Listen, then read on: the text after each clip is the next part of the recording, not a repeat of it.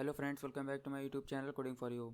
तो आज से हम रेट्रोफिट क्लाइंट की सीरीज़ शुरू कर रहे हैं। इस सीरीज़ में हम रेट्रोफिट क्लाइंट के बारे में बात करेंगे। हम देखेंगे रेट्रोफिट क्लाइंट क्या होता है और उसको हम कैसे यूज़ करते हैं। तो आज की इस वीडियो में हम इंट्रोडक्शन देखेंगे कि रेट्रोफिट क्लाइंट क्या होता है और उसको हम क्यों यूज़ करते हैं। तो जब भी हमें सर्वर से डेटा को फेच करना होता है और उसको अपने ऐप में शो करना होता है, तब हम यहाँ पर कुछ थर्ड पार्टी लाइब्रेरीज़ का यूज़ करते हैं, जैसे कि वॉली, रेट्रोफिट, OKSTTP। ये सब कुछ थर्ड पार्टी API क्लाइंट है जिसकी हेल्प से यहाँ पर हम API से डेटा को फेच करते हैं और उसको अपने ऐप में शो करते हैं। तो प्रीवियस वीडियोस में हमने वॉली के बारे में बात की थी। हमने देखा था कि वॉली क्या होती है और उसको हम कैसे यूज़ करते हैं API से डेटा को फेच करने के लिए। तो अगर आपको वॉली के बारे में नहीं पता है कि वॉली क्या होती है और उसको कैसे हम यूज़ करते हैं, तो मेरी प्रीवियस वीडियो जरूर देखिए। वीडियोस का लिंक आपको डिस्क्रिप्शन में मिल जाएगा। तो जैसे कि मान लीजिए ये हमारा एक सर्वर है जहाँ पर हमारा कुछ डेटा होगा और उस डेटा को हमें एप्लीकेशन में शो करना है। तो हम सर्वर के डेटा को डायरेक्ट ऐप में शो नहीं कर सकते, इसके लिए हमें थर्ड पार्टी क्लाइंट का यूज़ करना पड़ता है जो API से डेटा को फेच करता है और अपने ऐप में शो करता है। तो ये हमारा सर्वर है जिसमें यहाँ पर कुछ डेटा रहेगा जिसको हम अपने ऐप में शो करना चाहते हैं। सर्वर से डेटा को फेच करने के लिए यहाँ पर हम API का यूज़ करते हैं। API क्या करता है?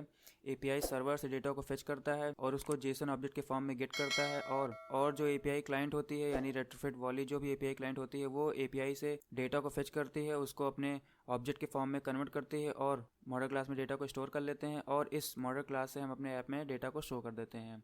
तो API सर्वर से डेटा फेच करती है JSON के फॉर्म में, और रेट्रोफिट क्लाइंट जो होता है, जो भी API क्लाइंट होती है, वो API से कम्युनिकेट करती है और जो भी JSON ऑब्जेक्ट होता है, यानी जो भी JSON डेटा होता है, उसको ऑब्जेक्ट के फॉर्म में, यानी मॉडल क्लास के ऑब्जेक्ट के फॉर्म में कन्वर्ट करती है और इस मॉडल क्लास में जो भी हम बनाएंगे उस मॉडल क्लास में डेटा को स्टोर कर देती है और इस मॉडल क्लास से यहाँ पर हम ऐप में डेटा को शो कर देते हैं। तो फ्रेंड्स, आई होप आपको समझ में आ गया होगा रेट्रोफिट क्लाइंट कैसे वर्क करती है। तो बेसिकली 4 स्टेप होते हैं रेट्रोफिट को इम्प्लीमेंट करने के लिए। सबसे पहले हम रेट्रोफिट क्लाइंट का ऑब्जेक्ट बनाते हैं। उसके बाद यहाँ पर हम जो भी हमारा सर्वर से डेटा आ रहा है वो JSON के फॉर्म में होता है, उसको हम अपने ऑब्जेक्ट मॉडल क्लास के ऑब्जेक्ट में कन्वर्ट करेंगे। उसके बाद हम रेट्रोफिट क्लाइंट की हेल्प से API को कॉल करेंगे और जो भी हमारा डेटा आएगा उसको हम अपने रिसाइकलर व्यू में या फिर अपनी ऐप में शो करेंगे। सो फ्रेंड्स, अगर आप रेट्रोफिट क्लाइंट के बारे में जानना चाहते हैं कैसे हम रेट्रोफिट का यूज़ करते हैं, तो इस सीरीज़ को फॉलो करिए। सीरीज़ को फॉलो करने के लिए आपने अभी तक मेरे चैनल को सब्सक्राइब नहीं किया तो मेरे चैनल को सब्सक्राइब कर दे और बेल आइकन प्रेस कर दे ताकि आगे वाली वीडियो की नोटिफिकेशन आपको मिलती रहे। So friends, without wasting any time, let's get started.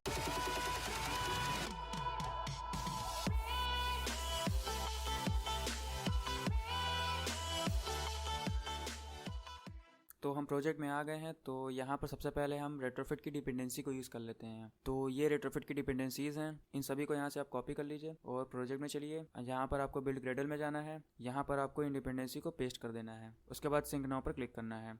तो ये JSON की लाइब्रेरी है। तो JSON की लाइब्रेरी का यूज़ हम डेटा को JSON के फॉर्म में कन्वर्ट करने के लिए करते हैं। तो डिपेंडेंसी ऐड हो गई है। तो उसके बाद हम यहाँ पर मेन एक्टिविटी में चलते हैं। यहाँ पर सबसे पहला स्टेप है रेट्रोफिट क्लाइंट का ऑब्जेक्ट बनाना है। तो उसके लिए यहाँ पर सबसे पहले एक पैकेज बना लेते हैं, न्यू पैकेज API। आप पैकेज का नाम कुछ भी दे सकते हैं। उसके बाद यहाँ पर आपको राइट क्लिक करना है, न्यू, यहाँ पर एक जावा क्लास बनानी है। तो इसका नाम मैं देता हूँ API क्लाइंट। आप इस क्लास का नाम कुछ भी दे सकते हैं। हम API क्लाइंट क्लास का इंस्टेंस बना लेते हैं, प्राइवेट स्टैटिक API क्लाइंट। इसका एक वेरिएबल बना लेते हैं, इंस्टेंस। उसके बाद यहाँ पर हमें रेट्रोफिट का ऑब्जेक्ट बनाना है, रेट्रोफिट। यहाँ पर आपको ध्यान रखना है कि रेट्रोफिट 2 लेना है, रेट्रोफिट। उसके बाद यहाँ पर आपको एक बेस URL लेना है, private static final string base URL equals to, यहाँ पर हमें बेस URL देना है। तो यहाँ पर मैं एक थर्ड पार्टी सर्वर से डेटा को फिश करूंगा और उसको अपने ऐप में शो करूंगा। तो यहाँ देखिए JSON प्लेस होल्डर की एक वेबसाइट है, यहाँ पर बाय डिफॉल्ट डमी डेटा मिलता है जिसको हम अपने ऐप में शो कर सकते हैं। तो यहाँ पर मैं क्लिक करता हूँ। सो देखिए ये एक URL है, जिस URL में ये हमारा डेटा है जिसको हम अपने ऐप में शो करेंगे। तो जो भी हमारा .com तक जो भी URL होता है वो हमारा बेस URL है जो मैंने यहाँ पर सेलेक्ट किया है, यानी .com तक हमारा बेस URL रहता है। उसके बाद जो भी हमारा पेज का नाम रहता है वो हम पेज का नाम देते हैं। तो इस बेस URL को यहाँ से हम कॉपी करेंगे। उसके बाद यहाँ पर आपको पेस्ट कर देना है। सो देखिए .com तक जो भी हमारा है वो हमारा बेस URL है। उसके बाद हमारे पेजेस के नाम रहते हैं जिस पेज पे हमारा डेटा रहता है। तो यहाँ पर पोस्ट नाम का डेटा है, यानी पोस्ट नाम का पेज है जिसमें हमारा ये सारा डेटा है। उसके बाद हमें यहाँ पर ऑब्जेक्ट बनाने के लिए सबसे पहले एक मेथड बनाना है, private API client OKSTTP client, OKSTTP client equals to new OKSTTP client dot builder. उसके बाद यहाँ पर आपको टाइप करना है डॉट बिल्ड। उसके बाद हमें रेट्रोफिट क्लाइंट का एक इंस्टेंस बनाना है। तो यहाँ पर आपको टाइप करना है retrofit equals to new retrofit dot builder. तो यहाँ पर हमें रेट्रोफिट क्लाइंट में कुछ पैरामीटर पास करने हैं, डॉट बेस URL, यहाँ पर हमें बेस URL पास करना है। तो बेस URL हमारा है बेस URL।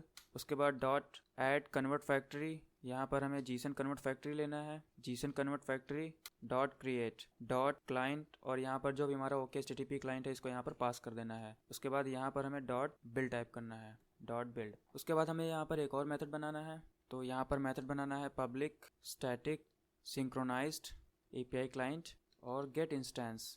तो अगर आपको सिंक्रोनाइज्ड के बारे में नहीं पता है कि सिंक्रोनाइज का यूज़ हम क्यों करते हैं, तो आप गूगल पर सर्च कर सकते हैं और इसके बारे में पढ़ सकते हैं। बाकी मैं आगे आने वाली वीडियो में आपको बताऊंगा कि सिंक्रोनाइज का यूज़ हम क्यों करते हैं। उसके बाद यहाँ पर हमें कंडीशन लगानी है if instance equals to null, यानी रेट्रोफिट क्लाइंट का अगर इंस्टेंस क्रिएट नहीं हुआ है तो यहाँ पर हमें इंस्टेंस बनाना पड़ेगा, यानी कि अगर रेट्रोफिट क्लाइंट का इंस्टेंस नहीं बना है तो यहाँ पर हमें बनाना पड़ेगा। तो instance equals to new API client.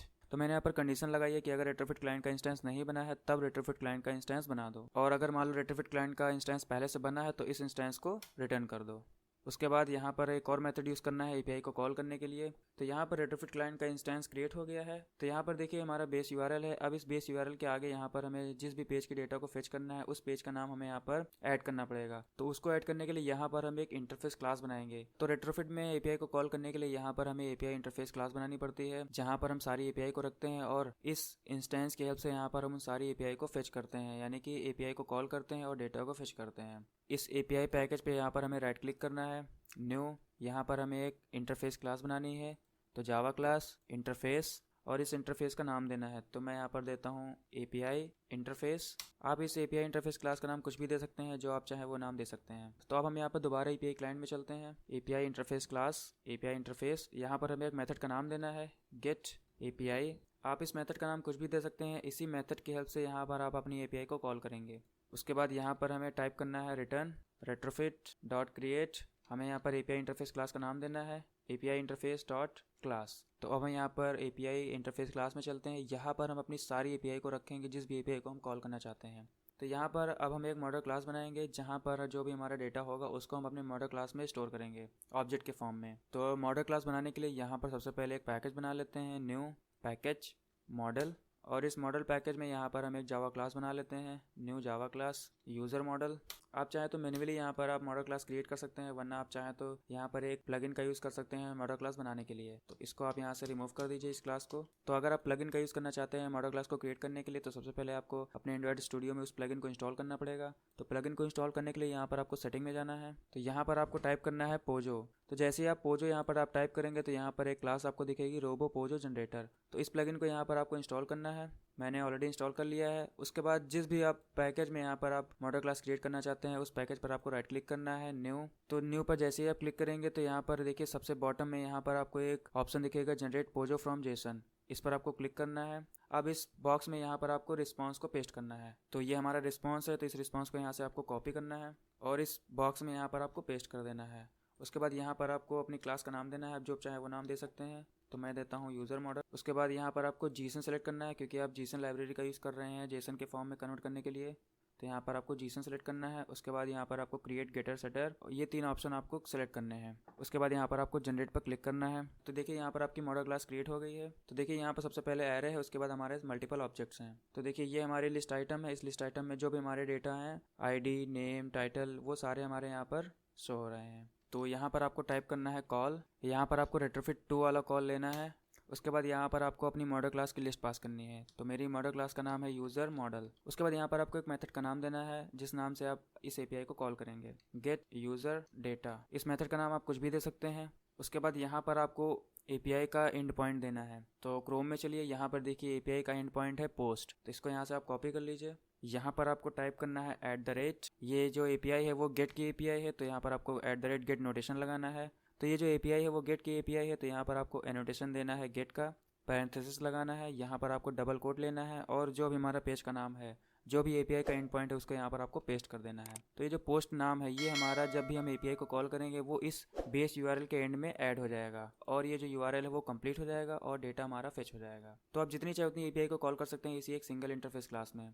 तो इंडस्ट्री में भी रेट्रोफिट क्लाइंट का यूज़ होता है एपीआई को कॉल करने के लिए और इसी पैटर्न का यूज़ किया जाता है, यानी जो भी हमारा स्ट्रक्चर है, जो मैंने स्ट्रक्चर बताया, इसी स्ट्रक्चर का यूज़ किया जाता है एपीआई को कॉल करने के लिए। तो मैं इसी स्ट्रक्चर को फॉलो करता हूँ, आप चाहे तो इसी स्ट्रक्चर को फॉलो कर सकते हैं। ये दोनों क्लास आपको एक बार बनानी है। तो हमने यहाँ पर रेट्रोफिट क्लाइंट के 2 स्टेप कंप्लीट कर लिए हैं। हमने यहाँ पर ऑब्जेक्ट भी बना लिया है, हमने यहाँ पर मॉडल क्लास भी बना ली है। अब हमें इस रेट्रोफिट एपीआई क्लाइंट की हेल्प से यहाँ पर एपीआई को कॉल करना है। तो एपीआई को कॉल करने के लिए यहाँ पर आपको टाइप करना है कॉल। उसके बाद यहाँ पर आपको अपनी मॉडल क्लास का नाम देना है। तो देखिए यहाँ पर रिस्पॉन्स में यहाँ पर देखिए सबसे पहले एरे लिस्ट है, उसके अंदर हमारे मल्टीपल ऑब्जेक्ट्स हैं। तो यहाँ पर हमें लिस्ट देना है क्योंकि लिस्ट के अंदर हमारे मल्टीपल ऑब्जेक्ट्स हैं। उसके बाद हमें यूज़र मॉडल ऑब्जेक्ट देना है, यूज़र मॉडल आइटम। उसके बाद यहाँ पर आप यूज़र इंटरफेस में चलिए, यहाँ पर भी आपको इस यूज़र मॉडल को चेंज करके यहाँ पर आपको लिस्ट के अंदर देना है user model item, user model item. उसके बाद इसका ऑब्जेक्ट बनाना है call equals to API client dot get instance dot get API dot get user data. तो गेट इंस्टेंस से यहाँ पर रेट्रोफिट क्लाइंट का इंस्टेंस क्रिएट हो जाएगा। उसके बाद गेट यूज़र डेटा से ये जो API है ये हमारी कॉल हो जाएगी। उसके बाद जस्ट हमें यहाँ पर टाइप करना है call dot enqueue new call back. तो यहाँ पर देखिए हमें दो मेथड मिले हैं, ऑन रिस्पॉन्स, ऑन फेल्योर। तो ये मेथड तब कॉल होगा जब हमारी रेट्रोफिट में कोई एरर आएगी तब ये मेथड कॉल होगा, या फिर API कॉल नहीं हो पाएगी तब ये ऑन फेल्योर मेथड कॉल होगा। ऑन रिस्पॉन्स मेथड तब कॉल होगा जो भी हमारा रिस्पॉन्स आएगा वो इस ऑन रिस्पॉन्स मेथड में मिलेगा। ये जो आपका रिस्पॉन्स मेथड है, जो भी हमारा रिस्पॉन्स होगा API से वो इस रिस्पॉन्स ऑब्जेक्ट में मिलेगा। तो यहाँ पर सबसे पहले कंडीशन लगाएंगे if response dot it's successful, यानी रिस्पॉन्स अगर आया है तो यहाँ पर हम एक टोस्ट दे देते हैं सक्सेसफुली गेट डेटा। तो यहाँ पर जो भी रिस्पॉन्स है उसको हमें मॉडल क्लास में स्टोर करना है। तो यहाँ पर आपको टाइप करना है लिस्ट और हमारी यूज़र मॉडल क्लास का नाम देना है यूज़र मॉडल आइटम। उसके बाद इसका एक ऑब्जेक्ट बनाना है user model equals to response dot body. तो रिस्पॉन्स डॉट बॉडी से जो भी हमारा रिस्पॉन्स होगा उसको हमने मॉडल क्लास में स्टोर करा लिया है ऑब्जेक्ट के फॉर्म में। अब हर एक ऑब्जेक्ट से हम डेटा गेट करेंगे और उसको अपने ऐप में शो करेंगे। तो यहाँ पर हम XML फाइल में चलते हैं। तो यहाँ पर एक टेक्स्ट व्यू है, इस टेक्स्ट व्यू में हम डेटा को शो करेंगे। तो यहाँ पर सबसे पहले हम टेक्स्ट व्यू को फाइंड कर लेते हैं। Text view equals to find view by ID r.id dot text view. तो यहाँ पर आपको टाइप करना है text view dot set text user model dot get. तो यहाँ पर देखिए कई सारे ऑब्जेक्ट हैं, किस ऑब्जेक्ट की डेटा को आप फेच करना चाहते हैं उसको यहाँ पर हमें पोजीशन देनी पड़ेगी। तो अभी के लिए यहाँ पर हम 0 पास कर देते हैं डॉट गेट ID। अभी के लिए यहाँ पर हम ID शो कर देते हैं। तो एप्लीकेशन मेरी क्रैश हो गई है तो हम लॉकैड में चलते हैं। तो यहाँ देखिए मेन एक्टिविटी में देखिए यहाँ पर एक एरर आ रही है। तो एरर इसलिए आ रही है क्योंकि जो गेट ID है ये इंटीजर में है और टेक्स्ट व्यू में हम यहाँ पर स्ट्रिंग के फॉर्म में डेटा को सेट करते हैं। तो इसको हम कॉन्कैटिनेट कर देते हैं स्ट्रिंग से। तो अब हम इस एप्लीकेशन को रन करते हैं। तो देखिए यहाँ पर जो हमने ID दी थी वो हमारे यहाँ पर शो हो रही है। तो आप अगर चाहते हैं इसी टेक्स्ट व्यू में यहाँ पर आप जितने ऑब्जेक्ट हैं उन सभी के डेटा को सेट करना चाहते हैं तो उसको कैसे करेंगे। तो यहाँ पर चलते हैं। यहाँ पर देखिए सबसे पहले हम यहाँ पर एक फॉर लूप लगाते हैं क्योंकि हमारे जो ऑब्जेक्ट हैं वो मल्टीपल हैं। int i equals to 0। तो लिस्ट में पोजीशन जो होती है वो 0 से स्टार्ट होती है। i less than user model. देखिए यहाँ पर जो यूज़र मॉडल का टाइप है वो लिस्ट है। तो यहाँ पर आपको टाइप करना है यूज़र मॉडल डॉट साइज़, यानी जितनी लिस्ट की साइज़ होगी उतनी बार ये लूप चलेगा और हर बार हमें यहाँ पर एक इंक्रीमेंट करना है। और इस टेक्स्ट व्यू को यहाँ से कट करके यहाँ पर हमें पेस्ट करना है। उसके बाद इस सेट टेक्स्ट को यहाँ से चेंज करके यहाँ पर हमें अपेंड करना है। अपेंड मतलब क्या होता है कि जो भी हमारी स्ट्रिंग होगी उसके एंड में जो भी डेटा आएगा वो उसको अपेंड कर देगा। और इस 0 की जगह पर यहाँ पर हमें I देना है।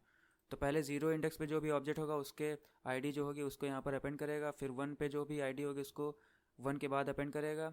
और हर एक ID के बाद, यानी कि जैसे ही एक ID प्रिंट हो उसके बाद हम यहाँ पर न्यू लाइन में दूसरी ID प्रिंट करना चाहते हैं तो उसके लिए यहाँ पर आपको \n देना है, \n। तो इससे क्या होगा, जैसे पहली ID प्रिंट होगी उसके बाद नई लाइन में दूसरी ID प्रिंट होगी। तो अब हम इस एप्लीकेशन को रन करते हैं और XML फाइल में यहाँ पर इस बॉटम के कंस्ट्रेंट को रिमूव कर देते हैं। तो देखिए यहाँ पर जितने भी ऑब्जेक्ट है सबकी ID यहाँ पर शो हो रही है। सो फ्रेंड्स, आई होप आपको समझ में आ गया होगा कैसे हम रेट्रोफिट क्लाइंट का यूज़ करते हैं API से डेटा को फेच करने के लिए। सो फ्रेंड्स, अगर आप API से डेटा को फेच करना चाहते हैं, यानी जो भी कॉम्प्लेक्स डेटा होता है उसको रेट्रोफिट की हेल्प से फेच करना चाहते हैं, तो इस सीरीज़ को फॉलो करिए। और सीरीज़ को फॉलो करने के लिए अगर आपने अभी तक मेरे चैनल को सब्सक्राइब नहीं किया तो मेरे चैनल को सब्सक्राइब कर दो, बेल आइकन प्रेस कर दे ताकि आगे वाली वीडियो की नोटिफिकेशन आपको मिलती रहे। So friends, I will see you next time. Till then keep learning and keep growing.